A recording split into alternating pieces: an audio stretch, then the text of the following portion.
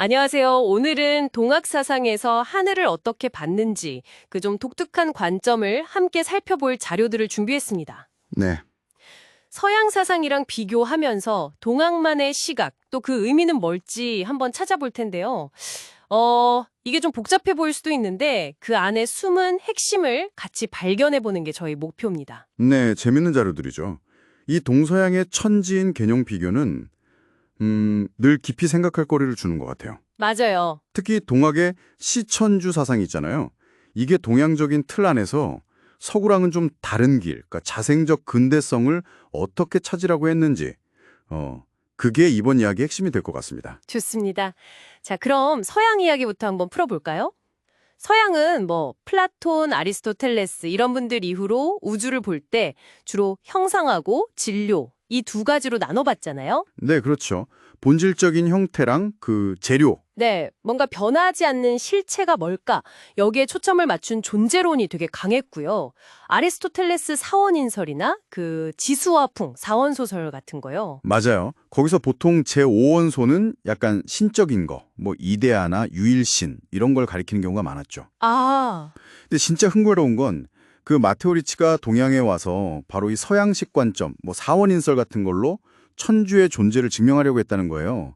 천주시래라는 책에 그런 내용이 나오거든요. 마테오 리치가요. 그럼 그 당시 동양 지식인들한테는 그 실체라는 개념 자체가 좀 낯설었겠네요. 세상을 다르게 보고 있었으니까. 바로 그거죠. 동양은 변화를 어떤 고정된 실체가 아니라 관계나 속성 중심으로 이해하는 생성론적 사고가 강했으니까요. 당연히 부딪힐 수밖에 없었죠. 결이 많이 달랐던 거예요. 하긴 동양 쪽 보면 확실히 음양오행처럼 변화 자체, 관계, 속성 여기에 주목하는 생성론이 발달했잖아요. 네네. 세상을 딱딱 고정된 걸로 보는 게 아니라 계속 변화하고 관계 맺는 과정으로 본 거죠. 하늘, 천이라는 개념도 좀 이중적인데요. 만물의 근원이 되는 초월적인 하늘 위의 하늘, 천 외 천하고요. 아, 천외천. 네. 그리고 우리가 경험하는 자연으로서의 하늘과 땅, 천지, 이 두 의미가 같이 쓰였더라고요. 네, 맞습니다. 그래서 동양의 천지인 관계 설명할 때 동화는 하늘의 그 통합적인 속성, 응축은 땅의 구체화하는 속성, 그리고 접하는 그 둘을 잇는 인간의 조화 역할, 뭐 이렇게 풀이하곤 하죠. 접하요? 네, 중요한 건 개별 실체보다는 이게 서로 어떻게 연결되고 감응하느냐, 즉 상관적 사유가 중심이라는 겁니다. 여기가 진짜 중요한 대목 같은데요. 마테오 레치가 가져온 서학이 조선 사회에 큰 충격을 줬는데 특히 성리학의 리 개념 가지고 논쟁이 크게 붙었잖아요. 네, 아주 뜨거웠죠. 이 리가 스스로 존재하는 근원적인 거냐? 동양? 아니면 신이 만든 부수적인 거냐? 서양? 이런 문제였는데 근데 이게 그냥 착상 앞에서만 벌어진 논쟁이 아니었죠. 그렇죠. 그 철학적 긴장감이 막 고조될 때 아편 전쟁 같은 사건 터지고 하면서 서구 제국주의의 물리적인 위협이 현실로 닥쳐왔잖아요. 시대적 배경이 네, 동양 문명 전체가 진짜 위기를 느낀 거죠. 이런 절박한 상황에서 서학에 맞설 대안으로 최재우, 수훈 선생이 동학을 창시하게 된 겁니다. 동양 사상의 뿌리를 두면서도 시대적 위기에 대응하는 새로운 길, 자생적 근대성을 찾으려고 한 거죠. 그 핵심 사상이 바로 시천주라고 하셨는데 이게 정확히 어떤 뜻인가요? 시천주, 글자 그대로 보면 천주를 모신다는 건데 여기서 천주는 서양의 그 인격신하고는 좀 달라요. 동학에서는 만물의 근원이 되는 하늘 위의 하늘, 즉 천외천, 다른 말로 상제라고도 하는데 이 상제를 내 안에 직접 모신다는 의미로 써요. 내 안에 직접요? 네, 수훈은 이 상제랑 직접 만났다 천사문답고 하고 그걸 통해 깨달음이랑 영부라는 부적, 또 주문을 받았다고 하죠. 핵심은 내 마음이 곧 네 마음이다. 오심즉 여심.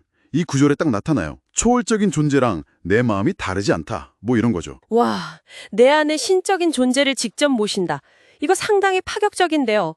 그럼 서학이란 결정적으로 다른 점은 뭐라고 봤을까요? 수훈 선생이 강조한 가장 큰 차이는 바로 수련법이 있냐 없냐였어요. 수련법이요. 네.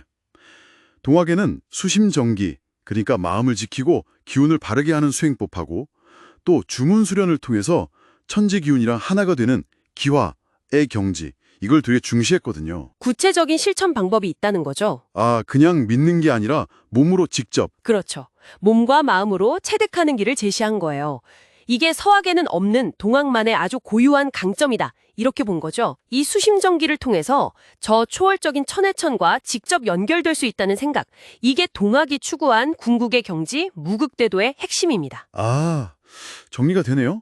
그럼 동학은 소금 운명이 막 밀려올 때 그냥 따라간 게 아니라 시촌주라는 아주 독특한 사상으로 응답을 한 거군요. 네, 그렇습니다. 근원적인 하늘, 천해천을 내 안에서 찾고 시천주, 또 구체적인 수련, 수심전기, 기화를 통해서 그와 하나 되려는 동양적 사유 안에서 새로운 길을 찾으려 했던 거네요. 맞습니다. 딱 그렇게 정리할 수 있겠네요. 그래서 마지막으로 여러분께 이런 질문을 한번 던져보고 싶어요. 네. 이 궁극적인 실제, 천회천과 내가 개인적으로 연결된다는 시천주 사상, 그리고 내면을 닦는 수심전기 수련, 이 두 가지를 동시에 강조하는 동학의 방식이 오늘날 여러분 각자가 겪는 여러 삶의 문제 속에서 어떤 영적인 길이나 혹은 자기 자신을 이해하는데 어떤 새로운 실마리를 던져줄 수 있지 않을까요? 이 점을 한번 생각해 보시면 좋겠습니다.